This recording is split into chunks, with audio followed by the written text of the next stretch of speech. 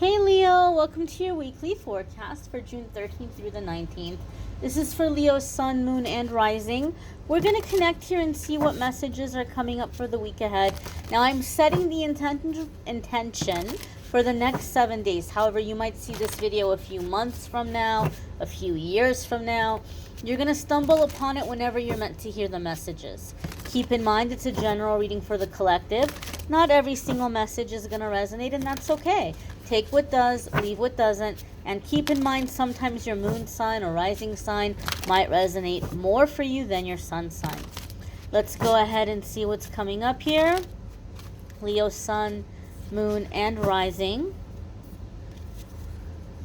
1, 2, 3, 4. Move you all just a little bit closer.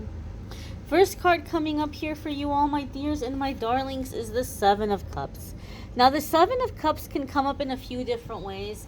Sometimes we can be in a situation where we're like, I can't believe this is actually happening, and we're overwhelmed in a positive way, or like in a positive sense. We're like, am I dreaming right now? And that's the vibe I'm getting from this card in the Leo energy for this week's reading. I feel that for some of you, it's like something is happening or something is developing that you're like, is this for real right now? Is this really seriously happening? And the answer is yes. So I feel there's something unexpected, maybe something that is not even anything you were trying to manifest or anything you've been working on. It's just something is coming in which you feel very pleasantly surprised. I do feel that it's in the aspect or area of personal life. I don't feel like it's like a surprise in your career or a surprise in like something you've been working on. I just feel it's like this pleasant little gift from the universe in the area of personal life. Now, for some of you, it could be friendship. Some of you, it could be love and romance. But I feel it's something in your personal life. Seven of Cups can come up in my readings too sometimes when we feel overwhelmed by how many options are available to us. There's two kinds of stuck in life. There's the stuck when we feel like there's no hope, there's no options, there's nowhere we can go, there's nothing we can do, but then we break out of the limited thinking and we start to see solutions, and then we feel stuck because we're like, man, there's a lot of doors and I don't know which one to go through. So Seven of Cups comes up to say that this is a time for you to make a decision. This is a time for you to figure out and to focus, right? It's a time of exercising free will. So take a moment and daydream. Visualize yourself with each of these options and see yourself living that life. Pay attention to how you feel as you're visualizing it. Which scenarios resonate with you the most, make you feel the happiest? Take note of that. And then once you do that, start going through the list and doing your research, doing your homework. What do I have to do to make this happen? What are the steps I have to take? Once you go through all of that, it's going to be very clear right there looking at you on the paper or from the paper. It's going to be very clear for you which ones of these things you can start now and which ones you're going to work up to over time. Now, not only are you no longer stuck because you know what you can get going on now, you have a future plan down, right? You have maybe a 5-year plan in front of you, whereas before you were just sitting there stuck like, I don't know what to do. So kind of going through that processing can be helpful to get us unstuck when we're not sure which thing to choose. And that, a lot of that comes from growing up to be made to feel like you like stupid things. And that's not like on purpose that happens, but sometimes as little kids we'll develop that thinking. You'll be like, Mom, Dad, Grandma, Grandpa, Auntie, Uncle, whoever, like, can you please get me this toy? And they're stressed out, they're worried about the budget, and they're like, no, I'm not spending my money on that garbage, put it away. And you start thinking, okay, I guess I like stupid things, I guess I like garbage, and you start to turn yourself off. You start to like teach yourself to not want anything. So Leo, you're breaking out of that. You're giving yourself permission to want things. You're giving yourself permission to like what you like. It's a fun process. Enjoy it. Next card coming up here for you all, my darlings, I love it, is the Ace of Cups. Now, traditionally, the Ace of Cups is a very positive and happy card. Ace of Cups can be a new home. It's emotional fulfillment and contentment. It's work that is satisfying, that we enjoy doing. It's emotional fulfillment. It can be true love, a happy home. It's just basically this emotional contentment. Like you're just so satisfied emotionally with the Ace of Cups energy. And so it's a very happy card. The reason why I get really excited when I see it is over the years reading for people, one of the things I've realized, the spirit will tend to bring this card up when the person I'm reading for is going through a karmic shift. You're turning over a karmic leaf in a good way. So what do I mean by this? We all have situations in life where we find ourselves in the same situation again and again. No matter how many times you break up with a toxic person and you start a new relationship, it's the same behavior. Or no matter how many times you get rid of fake friends and you find new friends, they're doing the same thing. Or no matter how many times you change jobs, you end up in a situation where they treat you like crap and they don't pay you enough, you know? And so it's like the same thing all the time. When the Ace of Cups comes up, there's a shift. You have this epiphany and you're like, wait a minute now. I realize what the common factor here is in these situations. I realize now what the warning signs are. I realize now what the red flags are. And life is too short to be miserable. I refuse. I refuse to give these people or these situations any time, any space in my life. Life is short. I'm going to be happy. I'm not doing this anymore. I know what to look out for. I'm done. Universe says awesome, wonderful, amazing. Leo is awake now. Leo no longer needs these painful situations to poke them to wake up. Now that Leo is awake, Leo is ready to learn through support, laughter, creativity, success, passion, love, friendship, adventure, you know, all of the positive things. Until now, you've been learning through pain. And when I see the Ace of Cups, it's saying now you're ready to learn through happiness. Now you're ready to learn through pleasure, right? I've given this example before with the Ace of Cups. It's like in school. There's some teachers all the kids are dreading. They're like, please, God, don't let me be in that teacher's class this year. And there's some teachers all the kids are hoping, oh, please, please, please, I want to be in that class. Oh my gosh, you got to be in that teacher's class. Oh, you're so lucky. I wanted to be in that class, right? It's the same subject. It's the same grade. One teacher makes it grueling. One teacher makes it very fun. One teacher makes it very engaging. And so you were in the dreaded class, and now you're in the fun class. Now you're coming into a time where you're going to learn through pleasure instead of learning through pain. There may also be a boost of creativity for you Leos, where you might be feeling this week like you want to do artistic stuff, and it might feel weird to you, like, where is this coming from? Or I'm not going to be an artist. Why should I waste my time, you know, doing that, you know? Maybe you're feeling like you want to pick up an instrument and start playing, or like writing music, and or, you know, doing it like painting or sculpting or some kind of little creative project. I don't know why I'm seeing resin all of a sudden. I don't know if some of you have been like wanting to get into like the pour painting or like the resin stuff. I just saw that in my mind flash real quick.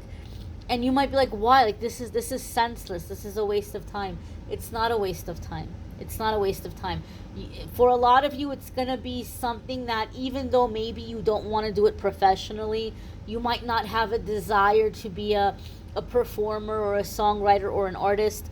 If you follow that inner like drive to do it, I feel like for a lot of you, it's going to be a form of meditation where you're going to come up with really good ideas and really good solutions. It's going to be like a way for you to, like, you know, discover yourself and what you want to do and how you want to do things. You're going to get a lot of good ideas, I feel. It's almost like this meditation. Also, creativity and intuition go hand in hand. So if you're a Leo that you've been praying or you've been trying to manifest a stronger intuition, but all of a sudden you're interested in creative aspects, that is your angels and your guides. They're guiding you to strengthen your intuition. Creativity and intuition go hand in hand. The next card that's coming up here for you all, my darlings, is the Princess of Cups. So this could be traditionally what we see in some decks as the Page of Cups, right? This could be a youthful or playful, sometimes immature, doesn't have to be immature, water sign person. So water sign people are Scorpio, Pisces, or Cancer. Some of you can be dealing with a water sign person. For me, however, the Page of Cups comes up a lot of the times in the readings when Spirit is saying this is a time for playfulness. You need to play. You need to play. Even if you're really focused on healing right now, even if you're focused on healing, play is a big part of our healing, our ascending, our raising our vibration. Page of Cups or Princess of Cups also comes up for me in readings when your heart chakra is opening. And when your heart chakra is opening, it's easy to become overwhelmed with emotions and feelings. And this is a time where you have to be cautious to make sure that you're not like sabotaging yourself. You're not, pushing away the good that's coming in because you're so overwhelmed with the positive things that are transpiring. So it's okay to take a break, right?